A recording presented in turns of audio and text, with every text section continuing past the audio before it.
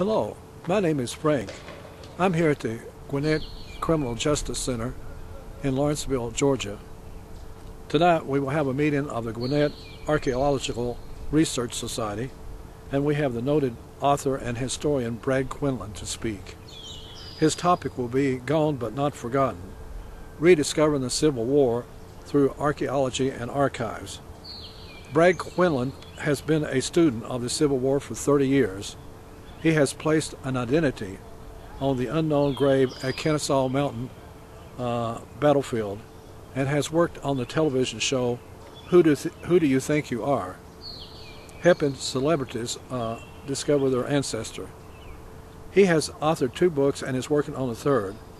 He is currently working also on a project for the History Channel, a 10-part series of identifying unknown soldiers in the Marietta National Cemetery. So enjoy tonight's lecture. Thank you and have a good day.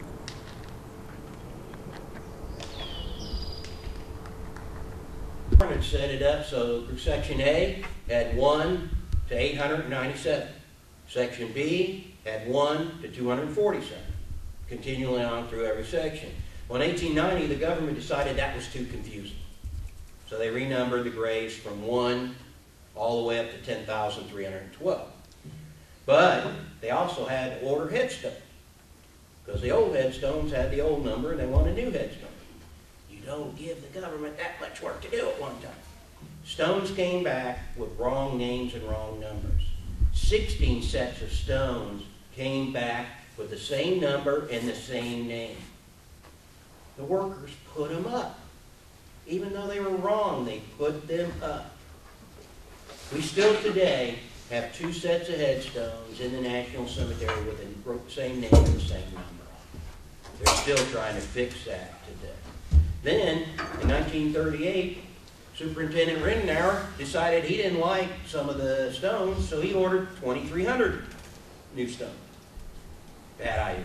So there were mistakes from that. So they're still trying to correct those mistakes. Well, after I finished taking and putting every stone in here with what is identified, I went through Chaplain Van Horn's records, every page by page, and I documented with that stone where it was originally buried before it was brought into the cemetery, and then what was on the remains.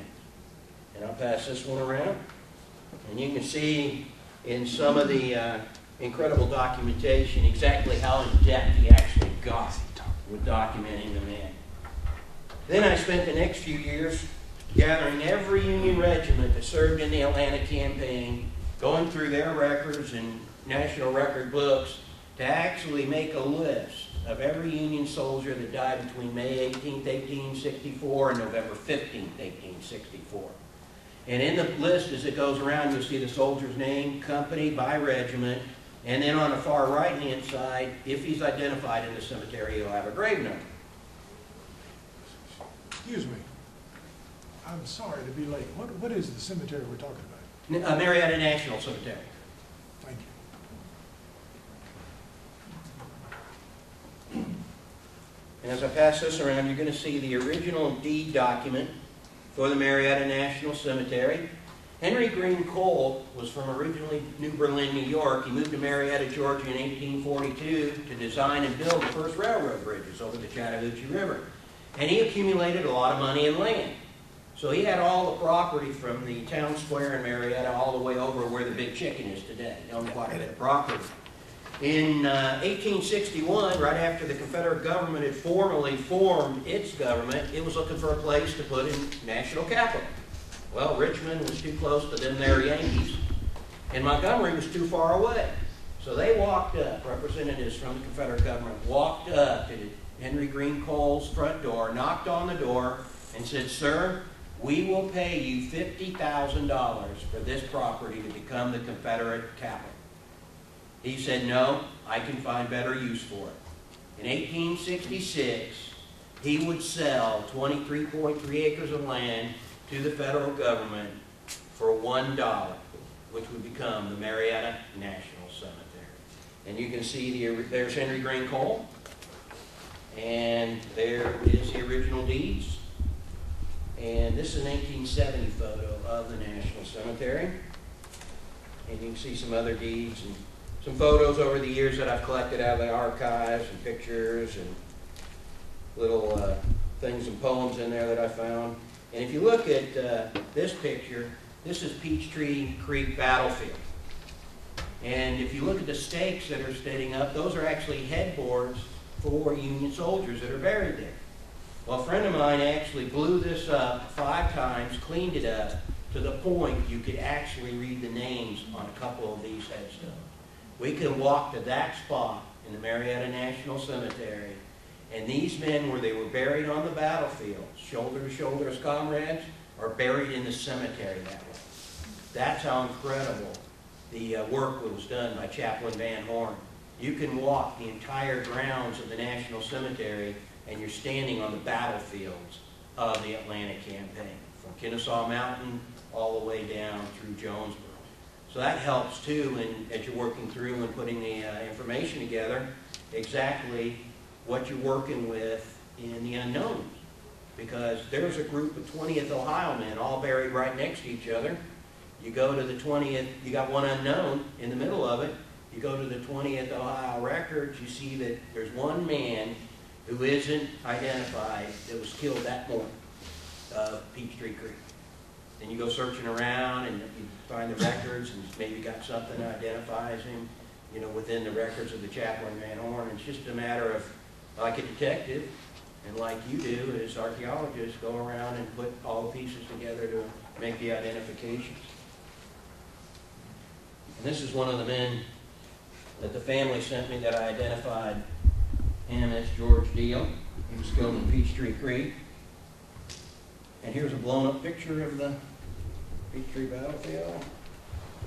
They originally, sir, called that pitch, P-I-T-C-H, pine tree, or peach tree. Well, as far as I know, from all the letters that I've read, it's Peachtree. Actually, peach, huh? Yeah. Now, I did tell you that he noted everything that was on a particular man's body. So I had a family come to me and say, you know, these are 2 brothers, and James Painter was killed or died in a hospital in Marietta, Georgia. We want to know where he's buried. So I started doing some research, pulled his muster sheets, his compiled military service record, and found out he died on September 11, 1864, in a hospital in Marietta, Georgia. And the hospital for his brigade was actually the First Baptist Church in Marietta, Georgia. When I started doing the research and putting everything together, I found the cemetery that he was buried in. Then, in one of the documented information sections, it said, man had ring on his finger that said, from EP to JP with love. And it had 39th Ohio. That's all you could read on the headboard. Well, as it turned out, that was James Painter, James P. The actual ring came from his sister that she gave him before he left for war. When he died in the hospital, he had it on his finger, and when he had this photo taken, he had it on his finger, and when he was buried, he had it on his finger.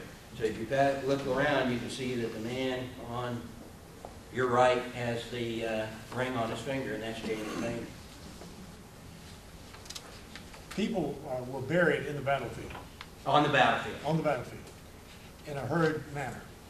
Do you mean to say that they were then transferred to Marietta when the cemetery was 1866 and 1867. They were exhumed and carried. The federal government paid for that. Yep. $1 a casket. They hired a crew that would come in and out, and you basically got $1 within it. Now, Chaplain Van Horn's records are so incredible, they even gathered up the amputated arms and legs of these soldiers around the hospital sites and brought them to the Marietta National Cemetery. Noted on the headboard, amputated arms and legs of our heroes.